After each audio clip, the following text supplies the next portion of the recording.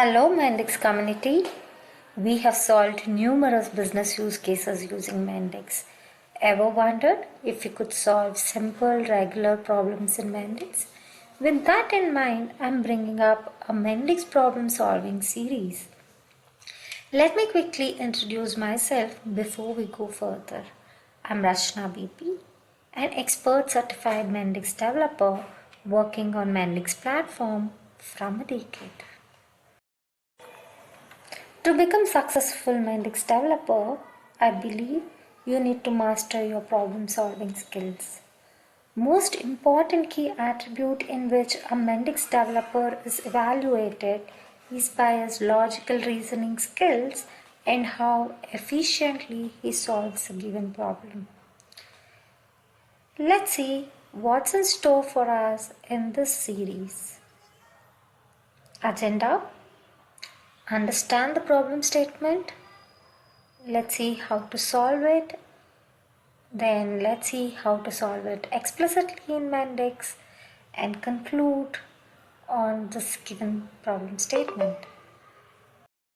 First problem we are trying to solve in this series is probably the first problem we ever solved in our schooling. It's to find if a given number is a prime number.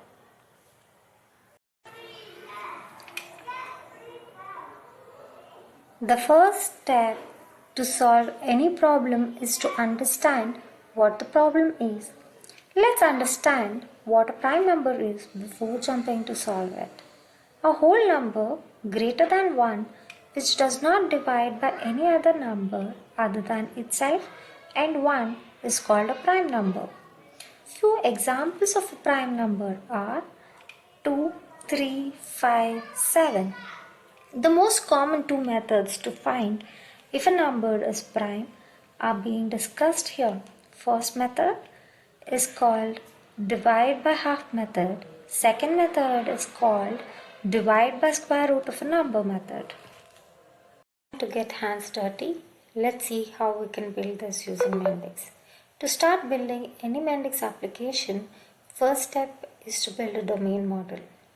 I've created an entity called prime number with attributes number of type integer and prime of type boolean. Validation rules has been added for which number should be greater than or equal to 1. Let's build overview pages and build navigation pages for these pages. In my create or an edit of prime number, I've added a onChange event to determine if the number is prime or not. This is the method 1, divide by half method. Step 1, find half of a given number. To determine half of a given number, prime number divided by 2 is the formula to be used. Since this formula gives me a decimal number, I am using ceil function to get the nearest integer. Before doing any arithmetic operations, it is mandatory to do an empty check. The same has been done in this. Next step is to determine if the number is divisible by half of the number. How do we do it? I'm doing it by using a while loop. In order to perform a while loop, the condition should be loop variable is greater than or equal to half of the number. So, what is the loop variable? Loop variable should start from 2. Why? Because the definition of prime number says that it should be divisible by any number greater than 1. So, the first number greater than 1 is 2 and I am considering this as a loop variable. What do we do inside a loop? Inside the loop, we determine the remainder. To determine the remainder, we use a mod function. This gives me that whether the number is divisible by 0 or not. Now let's run this and see the results ourselves.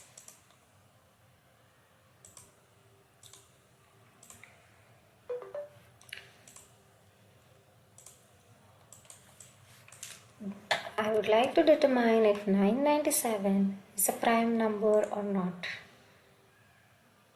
It shows that 997 is a prime number. Let me just see what's the time it took to determine if the number is prime or not. The time it took is 189 minus 72. We have completed method 1. Let's begin method 2. In order to begin with method 2, I am creating a microflow where the step 1 is to find the square root of a given number and step 2 is to determine if the number is divisible till the square root of a number. First step, how to determine the square root of a number. We have a power function in Mendix. POW is the method where we use to determine a power of a number. To determine the square root, we use POW number, 0.5. We are rounding off to the nearest integer.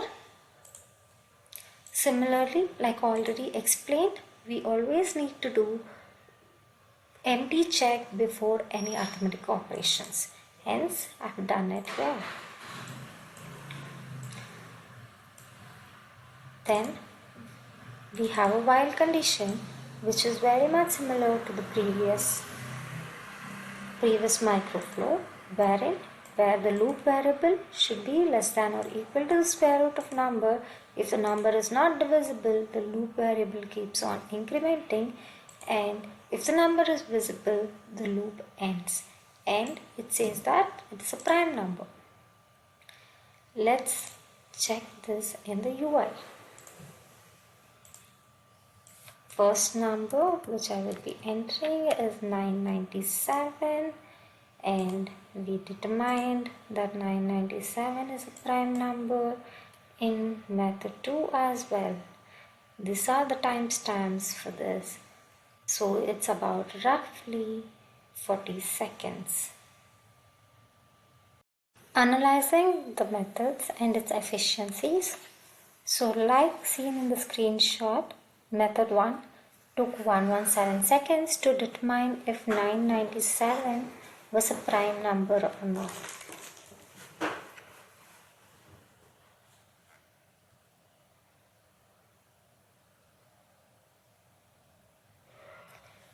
Method 2 took about 39 seconds to determine if the given number 997 is a prime number or not.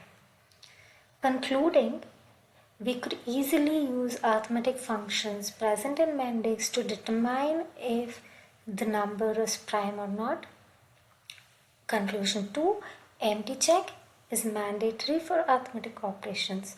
Method 2 is more efficient in determining the prime numbers. Thank you. Please do let me know which other problem statement should I come up and solve.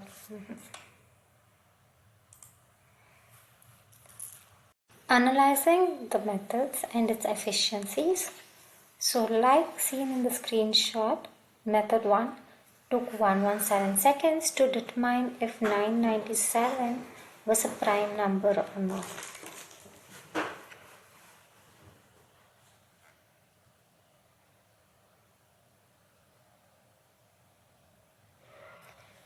Method 2 took about 39 seconds to determine if the given number 997 is a prime number or not. Concluding, We could easily use arithmetic functions present in Mendix to determine if the number is prime or not. Conclusion 2. Empty check is mandatory for arithmetic operations. Method 2 is more efficient in determining the prime numbers. Thank you. Please do let me know which other problem statement should I come up and solve. Watching so far, please let me know which problem statement I need to solve next in comments. Thank you.